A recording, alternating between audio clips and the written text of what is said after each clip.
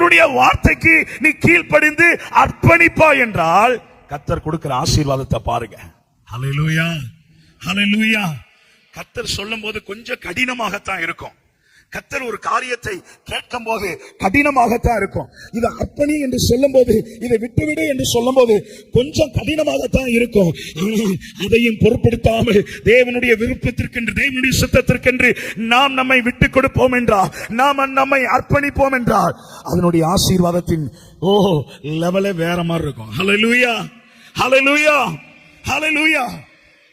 நம்முடைய சத்துருக்களின் வாசல்களை சுகந்தரித்துக் கொள்வீர்கள்.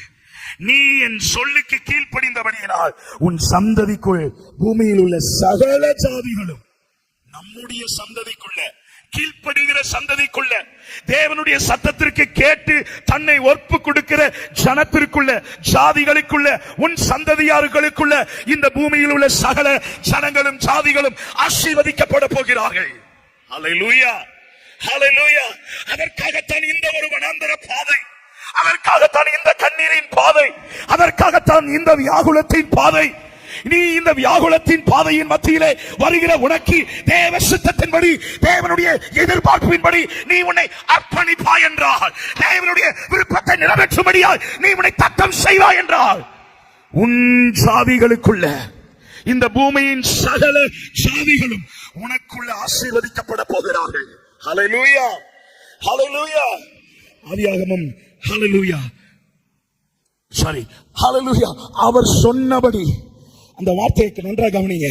நீ என் சொல்லுக்கு கீழ்ப்படிந்தபடியினால், அண்டர்லைன் பண்ணிக்கோங்க, நீ என் சொல்லுக்கு கீழ்ப்படிந்தபடியினால், நீ அவருடைய எச்சரிப்புக்கு கீழ்ப்படிந்தபடியினால், ஒருவேளை அந்த எச்சரிப்பு உன்னால ஏற்றுக்கொள்ள முடியாததாக இருக்கலாம், அதிகமா நீ நேசிக்கக்கூடியதாக இருக்கலாம், அதிகமாய் நீ விரும்பக்கூடியதாக இருக்கலாம், அது எதுவாக இருந்தாலும் சரி, விட்டுவிட நீ இந்த நாளிலே ஆயத்தமாயிருப்பாய் என்றால், ஹல்லேலூயா, உன் சந்ததிக்குள்ள பூமியின் சகல வம்சத்தின் ஜாதிகளை தேவன் ஆசீர்வதிக்கும்படியாய் சித்தம் கொண்டிருக்கிறார்.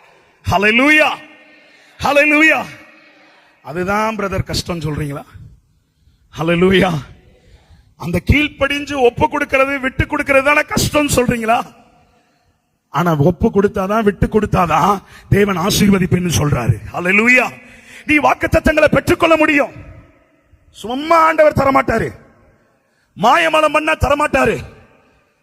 மனுஷன் வெளி தோற்றத்தை பார்க்கிறான், பரலோகத்தின் தேவன் நம்முடைய உள்ளின் திரியங்களை, ஆழங்களை அறிந்து அறிந்து அறிந்து உலாவி ஊடுருவி பார்த்து தேவன் நமக்காக ஒரு காரியத்தை